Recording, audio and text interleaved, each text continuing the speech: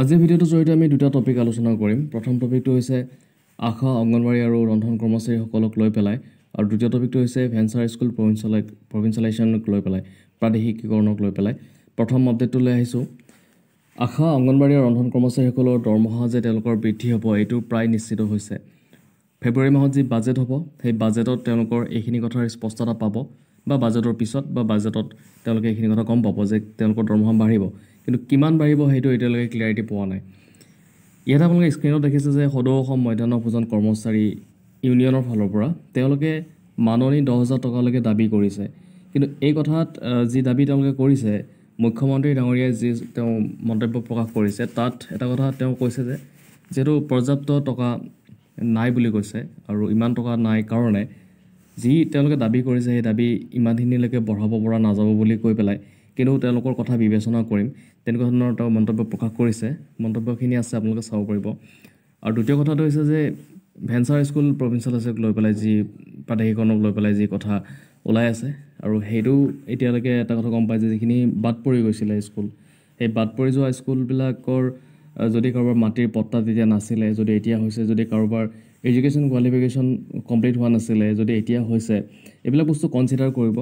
আৰু 2006 চনৰ আগৰ তেওঁলোকৰ এষ্টাব্লিছমেণ্ট তেনেকুৱা ধৰণৰ থাকিব লাগিব। তো তেওঁ গোটেইখিনি কথা কৈছে মুখ্যমন্ত্ৰী ডাঙৰীয়াক, আপোনালোকে শুনিলে গম পাব কথাখিনি।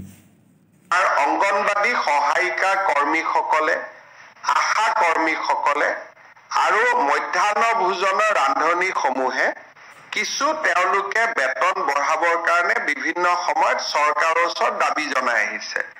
কিন্তু আমাৰ হাততো ইমান টকা পইচা নাই যে তেওঁলোকৰ দাবীসমূহ আমি পোনছাতে গ্ৰহণ কৰিব পাৰোঁ। আমাৰ বিত্তমন্ত্ৰী অজন্তা নেওগ, মন্ত্ৰী পীযুষ হাজৰিকা আৰু মন্ত্ৰী অশোক সিংঘাল, এই যিখিনি আমাৰ ডিপাৰ্টমেণ্ট ইয়াত ইনভলভ হৈ আছে, এই তেওঁলোকক লৈ আমি এখন সৰু কমিটি কৰি দিছোঁ, যাতে বাজেটৰ সময়ত বা বাজেটৰ পিছত উপযুক্ত সময়ত মধ্যাহ্ন ভোজনৰ কৰ্মী, আশা কৰ্মী আৰু অংগনবাদী কৰ্মী সহায়িকাসকলক আমি কি সহায় কৰিব পাৰোঁ, তেওঁলোকে যিমান খুজিছে আমিতো সিমান কৰিব নোৱাৰোঁ, কিন্তু কি সহায় কৰিব পাৰোঁ তাৰ বিষয়ে তেওঁলোকে বিবেচনা কৰি চৰকাৰক এটা প্ৰস্তাৱ আগবঢ়াব। ভিডিঅ'টোত অলপ কাটি গৈছিলে।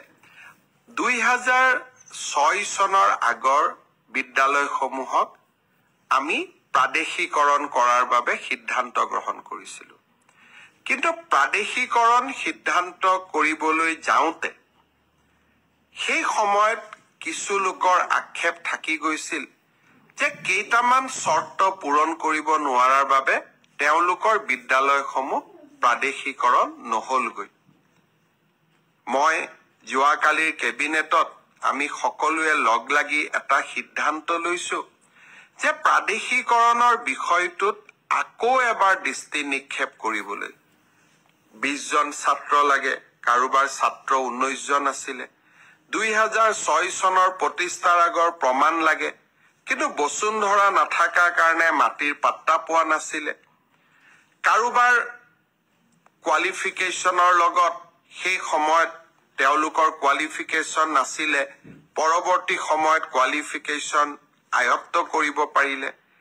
যিসকল লোক সৰু সৰু ভুলৰ কাৰণে বাদ পৰি গৈছিল, তেওঁলোকক প্ৰাদেশিকৰণৰ আওতাত আনিবৰ বাবে শিক্ষামন্ত্ৰী ৰণোজ পেগু, কেশৱ মহন্ত আৰু জয়ন্ত মল্ল বৰুৱাক লৈ আমি এখন কমিটি কৰি দিছোঁ।